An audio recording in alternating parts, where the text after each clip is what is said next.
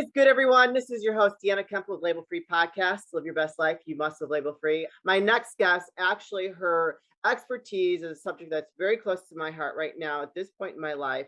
She offers a lot of wisdom around this issue. She's an experienced doctorate nurse practitioner and fertility coach with patients worldwide. She received additional certification through the American Society of Reproductive Medicine and Marquette Natural Family Planning. Please welcome Tara Brandner to the show. Tara. Hi, thanks so much for having me. Thanks for joining us. I really appreciate you being here. Can you please introduce yourself and tell the audience a little bit about your background? Yes. So as you stated, I'm a doctorate nurse practitioner. I specialize in reproductive health care in addition to family health care. I've been a nurse practitioner for about 10 years now. And I went through my own infertility journey in the midst of my schooling and working as a nurse practitioner. And I just saw so many gaps in healthcare that I was just caught off guard and shocked by. And I was like, what can I do to help? We have to get better about it. And so my journey through all of that actually started with being a constituent and bringing forth legislation, because there's no insurance coverage for infertility, for those that may not know. And it's the only disease that I have seen that has no insurance coverage. Yeah. And so my work with all of this actually started with being an advocate to the legislators and to insurance companies and trying to raise awareness. And from that, I started a nonprofit to help serve those living in North Dakota and South Dakota with offsetting their expenses for medication and for treatment and providing support and advocating for access to care, and has now transitioned into me doing the work that I love every day as a nurse practitioner and fertility coach in that space, and helping people try to grow their families at whatever stage they're at and whatever treatment they're seeking. I meet them where they're at and help them with that. I love that. And so, since I'm in this journey as well, I'm 45. I have no problem with my age. I'm not scared of it. I love it. I embrace myself and all that I am. And, I know that it's possible. I know that it's just going to take a little extra help. Like, I had wanted to start a family a long time ago with my late husband, but he is way too sick. He had the opposite problem where he couldn't produce any sperm to fertilize my eggs. And so we were going to do in vitro and try to do like some crazy, procedure to make that happen. But unfortunately, he did not make it. He passed away about 6 years ago. And actually it'll be 6 years in a couple of days. Woo! But God is good. If you believe that, if you don't, I'm sorry. I don't want to insult your religious beliefs. We are all entitled to what we believe. But I have met someone new, and we're around the same age, and we want the same things. And I was not prepared to get engaged and think that was possible again. And we want that. And so we've tried very hard over the last year. And I've tried, what I've read was I've tried Clomid, to help, but I wasn't really having a problem with ovulation, but I did try it anyways to see if that might help boost things. And then after the cycle at the end of my window, my ovulation, I did progesterone. And so, we've been doing that for several months, and I'm just like, you know what? I think we're just going to go for IVF now. Yeah. Don't be scared of it. And the thing there's a couple of things that stood out to me was, number one, 1/3 male, 1/3 female, 1/3 both are unexplained. We always think it's like a female, like the females carry the burden of thinking we're the problem. And in reality, it's sometimes the men, both of us, or a combination of it. And so I'm very big on ensuring that the man is doing his checkup and his sperm check the same time that the female is getting her very first set of lab work done ever. And the other thing you said, age, it's 2022. We can do a lot of things in the medical community nowadays. Age is simply a number. I totally love that. And you bring a good point. You don't let it define you, and you work with your provider or find a provider who is open to being on the same path as you, and you keep looking for that provider until they meet you where you're at and work with you. Like, it's not over until they say it's over, right? I believe that as a female, you're totally capable of creating life until like there's no eggs left, like until our basket's empty, which medicine will tell us when that happens. And numbers and stuff will tell us like we're still in the race and still Yeah. perfectly capable of conceiving. Yeah. And so, you know what I found? Well, I actually did start the IVF process. So I have 19 eggs frozen from years ago. So I do have like that part taken care of, which is great. You know, I'm blessed that I did that. But I find at now at this point, even though it is 2022, and you're right, I've gone to some doctors that said some things to me. I was just like, excuse me, like, I am not buying what you're selling. So I'm done. I'm out of here. But Yes. because I don't believe that. I'm very healthy. I am very my flow is regular. Like I don't have any issues there. Like I so when I get that kind of response and that negativity, I want nothing to do with it. But I have found that there is not a lot of resources around infertility for women that are looking for, some answers. Why do you think that is? I believe there is this stigma of unknown origin that surrounds us. It's our reproductive area. We don't talk about that. Like Yeah. it's just this like stigmatized thing. And it comes with a lot of, like you just said, your doctor's office even kind of gave you some unsettling feedback, let alone when you tell your best friend maybe or Aunt Sally Yeah. or your mom, and everyone starts throwing these like ridiculous most of the time comments or suggestions at you. It just shuts you down, right? Like I'm just not going to Yeah. talk about it. I got very emotional. I felt this, I thought this when I heard that, so I'm just not going to talk about it. Or you get these comments, like the most common ones we hear is, if you just relax, or my friend tried this, have you tried that, so and so Yeah. tried that. You get all of these things like thrown at you that are very, well, they're just simply not helpful. We No. wouldn't say these things to other people if they came at you with a disease, insert a disease of choice. You wouldn't be saying those things to somebody else or Right. throwing your opinion around. And so I think people just, they get met with resistance or comments that are they don't like, and they just stop talking about it. Or very hurtful things get said. It's just this very emotional, the mental health that goes along with this, which you can probably relate to, is just not talked about enough, and it's very Yeah. alarming. Infertility is like the fourth leading cause of trauma in women. 61% don't share with their friends and family they're going through it. So there's a lot of impact and mental health that comes along with it too that just isn't there with other diseases. I think so when you say that, when you call it disease, I never looked at it like that before, and I think that's probably part of the problem, that it's Yes. not viewed as a disease where it actually really is. And I think that if maybe there was a shift in that belief system, in society, then maybe it Yes. might be treated a little bit differently.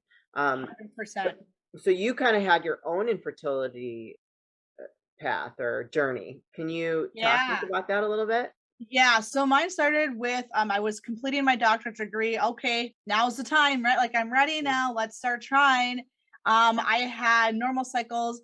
I had nothing really indicating that I would have issues. I had a procedure done when I was in college for a cyst. It was just that. Nothing was said to me. Yeah, and like I thought nothing of it. And so we tried in about 6 months and we experienced a miscarriage naturally. And that was the point where I was like, something isn't right. Like, we're Yeah. having troubles conceiving, had a miscarriage. What is going on? Tried 2 more months, and the OB finally was just like, it's time you meet with reproductive endocrinology. And so we did that and began IUIs or intrauterine insemination right away. And we did 3 rounds of that. And the third round was awful. It was just, there was so much muck that happened during that, including giving one of the injections with a tornado siren going off. Oh And my gosh. like, it's just a story in itself, that third cycle. And we just needed a break. We took a time out. I received a work opportunity, a once in a lifetime work opportunity, and I did that. And then we switched clinics. And so that's something that's not talked about. You kind of mentioned too, like find a provider that fits you. Not all clinics for really anything medicine are made alike or equal. So Yeah. I'm very big on advocating for second opinions. And if you stay with your first provider, great. If not, you move on to your second opinion provider, and really just advocating when something doesn't feel right. And that was when it was discovered I actually had endometriosis. a whole new protocol was put into place. I did a certain medication for 2 months, and we moved into IVF. And then it's like, oh, yay. Okay. So we had 2 embryos, only one took. And you would think when you get pregnant after infertility, you should just be excited, right? But that's not the case at all. I was full of anxiety, full of uncertainty. And I just had this whole new awakening to what pregnancy after infertility is like. And it's just, so I really work in that space as well and trying to help women once they do become pregnant to understand that you're not going to be just, and if you are full of joy and excitement right away, wonderful, but a majority are not. I also had a bleed at 32 weeks, had a helicopter ride. It was just Oh like there was no. so much that came along with after infertility and a C-section. And so Um, I've just seen a lot as a medical provider going through all of it. I saw a lot of room for improvement that can be made, and to just walk beside people and just really provide an extra source of support is the one thing I wish I would have had that I've created for those going through this. I love that, and I think that it's definitely needed. So did you end up having a successful Yes. So our trial? son turned, he Talk actually about all turns that. 4. Yeah, he turns 4 on Sunday already, which is just like to like Congratulations. thank you. Yes. And so we have no remaining embryos, and where my journey will go now is who knows. But yes, he's a healthy 4-year-old. It's like after everything I went through, at least, him being healthy was the best outcome from all of that. Cheers to the new year's and to making resolutions you actually keep. Have you added self-care to your routine? I know I have very much into self-care. My man is, yes, he is definitely keeping it tight. Our sponsors at Manscaped have the perfect tools to help keep you and your significant other clean and tidy this year. Manscaped tools for his jewels are so good, you'll want them for yourself. The Lawnmower 4.0 is all you'll need for his balls and your bikini line. You know what's up, ladies. Set your first New Year's resolution with good intentions and join the 4 million people worldwide who trust Manscaped with our exclusive offer. Go to manscaped.com and use code labelfree20 for 20% off plus free shipping. Happy New Year's, you guys. Thank you for tuning in, and we appreciate all your support. Go over to manscaped.com, use the code labelfree20 for 20% off and free shipping. Yeah, and now you have a mission in your life to create hope for others that are trying to go down that path. And I feel like more and more women these days, I believe, like, I think that my age is more normal than Mhm. not these days because Absolutely. with my generation, and I'm not sure what your age is, but my generation, we've been really focused on our career.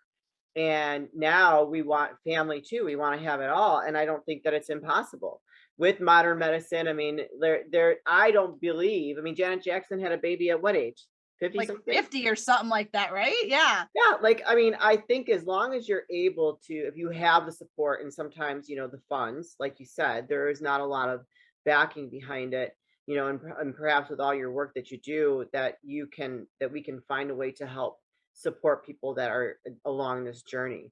Um, so with that being said, where can people find you, reach out to you if they want to coach, like get you as a coach or support your non-for-profit? Please drop all your links right now. Yeah. So my nonprofit is based in North Dakota and South Dakota, and it's Everlasting Hope, and that can be found at raisingeverlastinghope.org. And then my coaching business and telemedicine business is Tara B Fertility, and I'm on all of the socials with that. I have a podcast, Hopeful Hints, where I share little short tidbits every week, educational or inspirational to get people through infertility, no matter what stage they're at. And I do a lot of sharing. You can find me a majority on Instagram stories, and TikTok. I've been trying my feet in that lately and having some fun with that. So my inbox is always open. I just like to be genuine and support people. I offer free discovery calls, but just to always know that my inbox is me and it's open all the time just to drop into, and let me just be a little extra source of support no matter what stage of infertility, what your diagnosis is, or where you're at for treatment. I love it. Do you have, with your coaching journey, any success stories that you'd like to share? I have lot. I just had I had 3 babies born in the last month already. from my stories. But I think I like to share that whether a baby's the outcome or not, the biggest thing that I see people say is you're somebody who just listens. Like, what part Mm. of my service that I offer is access to an app that I use where they can message me 24/7. Nothing's off limits. It is a safe place where they can vent, ask questions. I've had them in there venting, about work or family stuff too, in addition to infertility. And so it's just that like fertility friend. And I was like kind of Yeah. cheesy, but it's like I'm the fertility friend that is, I get it, I understand, and I can provide some support. And before they go to a doctor's appointment, make sure we ask this, let's clarify this. I have the medical background in addition to I've been there and I get it Yeah. too. And so it's just that extra support. I have people who I'm still working with that haven't had their baby yet, or still we've maybe shifted what they're going to do for treatment. And so it's just rewarding for me to just hear them say, thank you. You don't understand how, helpful it's been to just have a safe space to step into. Yeah. And so with all of your experience and everything that you're going through and your work in legislation, do you think that we're getting close to having any type of support around infertility with the healthcare system? We do. And I say that because so in North Dakota, every other year we meet. Some states are yearly. When I started 2 sessions ago, so we're looking at 4 years almost, the number of states that have not only added this coverage, but that are working on it. I just saw 6 new states for the Good. first time ever. It's grassroots efforts where people have to have, like, I have some health policy and legislative background. You do not need that. A Yeah. majority of I've become like, we'll call it best friends with some of the advocates that have started grassroots work in their state for this. They're bankers. They're like accountants, literally accountants and Yeah. bankers are two of my best friends that have started the effort. So I really like to encourage people, if there's not some effort going on in your state, reach out to me. That's something I'm huge about too. I will help you find the right people and work with the right groups to get those going in your state. Because I think the more noise we make, even at the state level, hopefully at the national and federal level, it will just be seen and be heard too. There's always, I work federal advocacy day work with organizations like Resolve. I do all of that work too, but it's slow. People may not understand federal advocacy work is very slow. It can get done Oh God, faster. yeah. Yeah. Yes, like faster at your state level. The fastest way it can get done is talking to your employer directly. We always Yeah. encourage people to go directly to their employer. I have paperwork I can provide no matter where they live on how to Amazing. help with that, and just make that introduction, make that ask. And employers, you'll be surprised to find out it's actually cost savings and very cost effective to do. So the easiest way to start is employer, state, and then become involved with organizations at the federal level. No experience needed.